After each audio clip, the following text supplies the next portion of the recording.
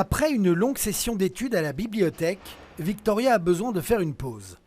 Mais une fois à l'intérieur des toilettes pour femmes, une personne l'interpelle. Cette personne me regarde dans le blanc des yeux pendant 10 secondes et je sens qu'il y a un malaise qui est horrible, vraiment. Il y a un malaise et je ne comprends pas ce qui se passe. Je dis à cette personne, qu'est-ce qui se passe ? Et elle me répond, est-ce que tu es un mec ou une meuf ? Parce qu'on est toutes occupées à stresser. Cela fait 6 ans qu'elle est à l'ULB et c'est la toute première fois que ça lui arrive. J'ai une réaction qui, sur le coup, a été juste de soupirer hyper fort et de faire demi-tour, en fait, tout simplement, pour moi me protéger et pour moi me sauver. Mais c'était vraiment extrêmement violent comme propos. Encore sous le choc, Victoria décide immédiatement de partager son vécu à ses milliers d'abonnés. Je viens de me faire tège des toilettes.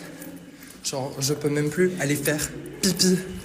J'ai essayé d'alerter les autorités de l'ULB plusieurs fois pour leur dire qu'il fallait faire des choses. J'ai rencontré des personnes, notamment du service d'infrastructure de l'ULB, pour leur dire qu'il fallait mettre en place des toilettes non genrées. Un combat que Victoria porte depuis longtemps, notamment via de nombreux autocollants que l'on retrouve un petit peu partout sur le campus. Donc ça, c'est le premier sticker que j'ai créé, qui s'appelle du coup « Toilettes genrées, transphobie assurée ».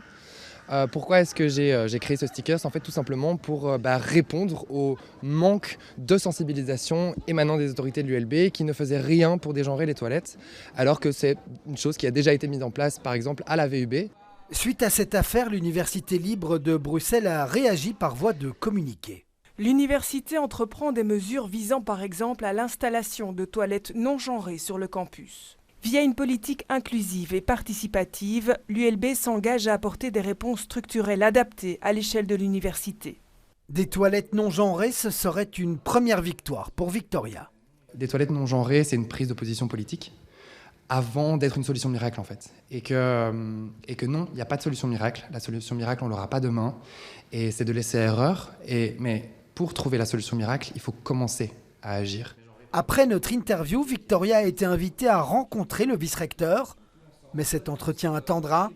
Victoria reste étudiante et sa priorité pour les prochains jours, c'est bien sa session d'examen.